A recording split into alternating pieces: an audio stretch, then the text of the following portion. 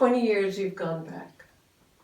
And then this major stroke happened in January, which left you at first paralyzed in the right half of your body. And you've been little by little walking, moving, able to use your right arm to some extent, but in a very limited way still. Haven't traveled at all. And now, the first time you really want to go out anywhere is to go all the way to Poland and go to Auschwitz when it's cold. And my question is, why there now, after the stroke happened? Yeah. So either the first and second retreat at Auschwitz, we met. You and I both met. A wonderful man named Marion, and everybody knows something. Who comes to these retreats gets to see his bearing witness drawings. But we from that time we first met him, we talked with him, and one of the questions was, how come you're not expressing more anger? Mm-hmm.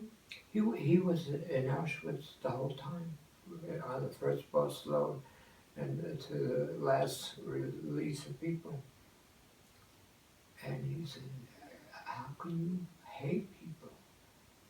I don't hate the Nazis, I don't hate I don't dislike the Nazis, I don't dislike the Kappas. They're humans, we all have the same.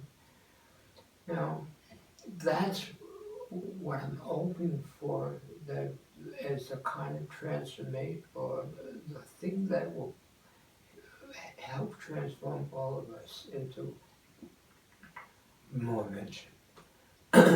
He's gone. And he died.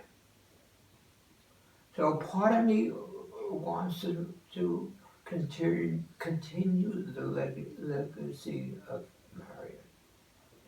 I started this retreat because I wanted us to learn or to see if we can get to respect and not dislike anyone. And I know it's difficult. So I want to be I want to take on the goal of, that's one of the things I want to do, is take on the goal of Marion. He said he looked forward to come to this every year.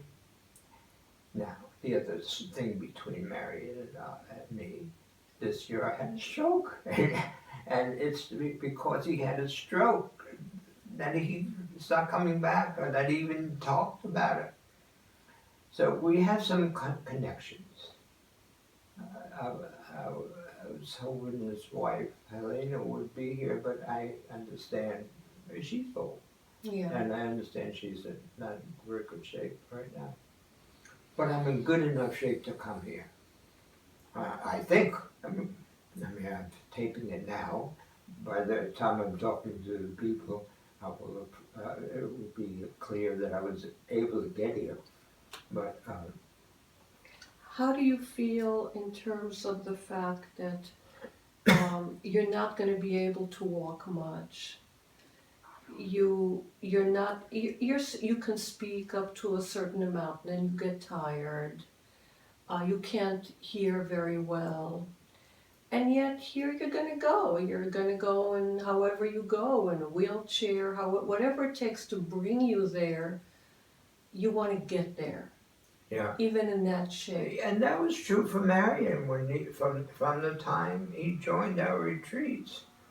He couldn't go through all that. He couldn't go to the whole retreat. He couldn't go on. And yes, I can do what I can do. But I think to be able to greet the people, to share with them my love of people, and my love of Marion, and my love of what this retreat has been doing for people, it feels good to me to be able to share that. It sounds to me, when we do that walk, when we walk or we arrive at the gate, and we do those walks down the railroad tracks for 21 years, and we pick up cushions and chairs and benches, and we walk to the selection site, and we create that circle, and we create the sacred space in the middle, and people put photos and stones around and letters, and they create their own sacred space. There's something like a ritual about it. The whole retreat has become almost like its own ritual.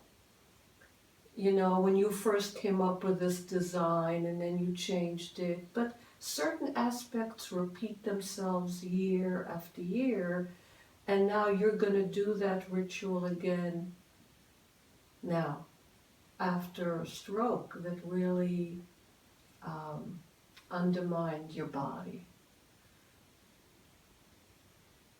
Yeah.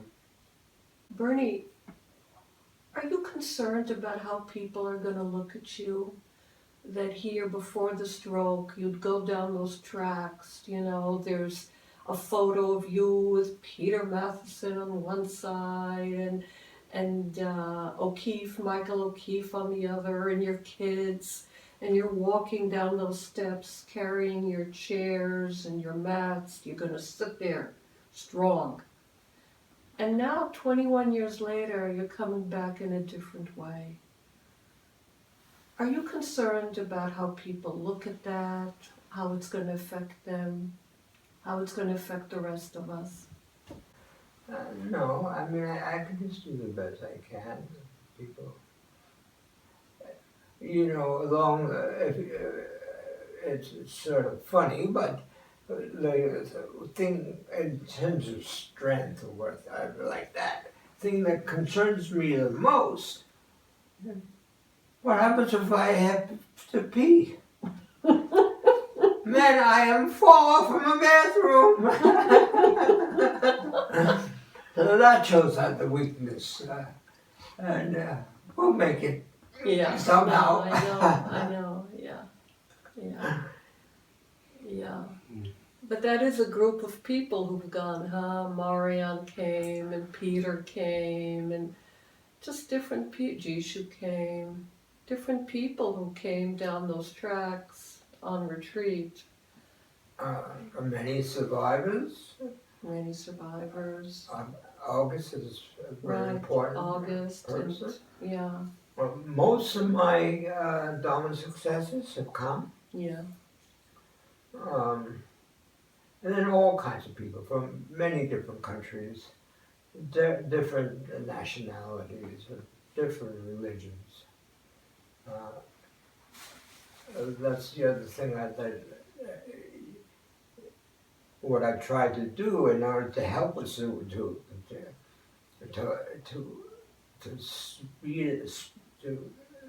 speed our love for all kinds of people is to try to invite as many of people as possible, the gypsies,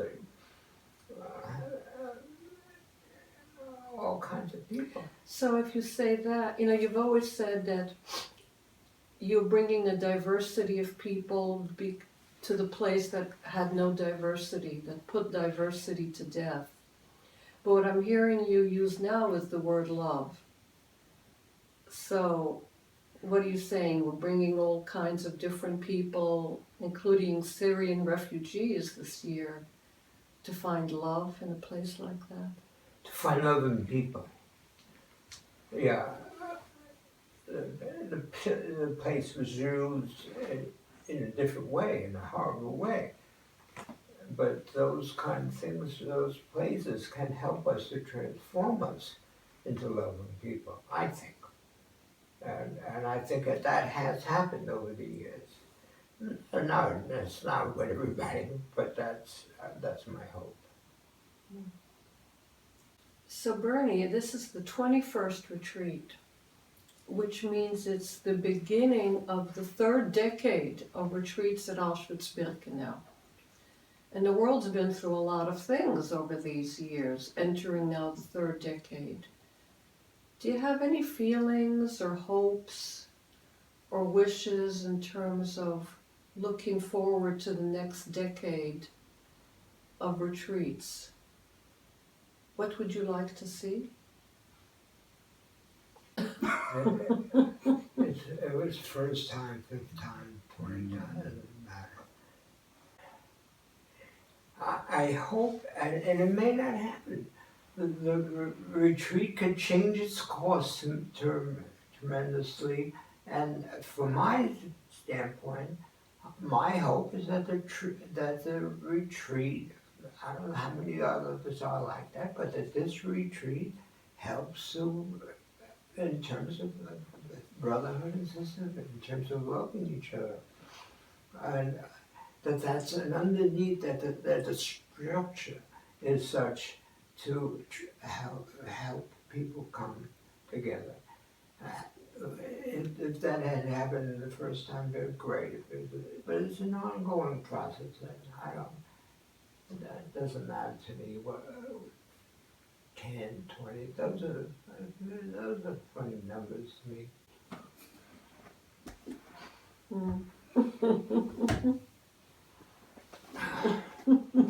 Okay? Okay. Okay, Jose. Okay, Jose.